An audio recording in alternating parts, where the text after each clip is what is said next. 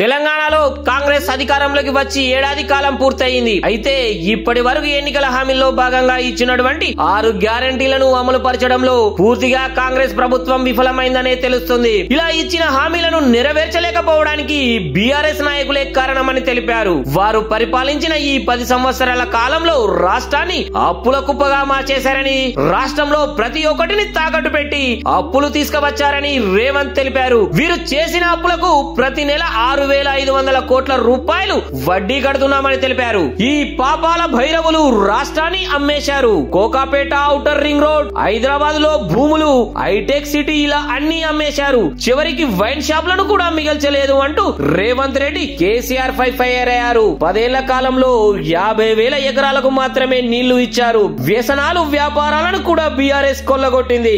వడ్డీ తగ్గించండి అని అడుక్కుంటున్నాం. హాస్టళ్ల కోసం మీరు ఏం చేశారు? కేసీఆర్ సభకు వస్తే కడిగేద్దామని ఏడాది నుంచి ఎదురు చూస్తున్నా, కానీ ఆయన మాత్రం ఏడాది నుంచి అసెంబ్లీకి రాకుండా ఉన్నారని తెలిపారు.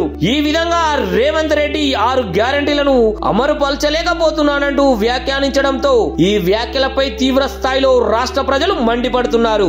ఎన్నికలకు ముందు హామీలు ఇచ్చే సమయంలో రాష్ట్రం అప్పుల పాలైందని మీకు తెలియదా? కేవలం ఓట్లు గెలుపొందడం కోసమే ఇలాంటి దొంగ హామీలు ఇచ్చారు అంటూ రాష్ట్ర ప్రజలు సైతం రేవంత్ రెడ్డి వ్యాఖ్యలపై మండిపడుతున్నారు.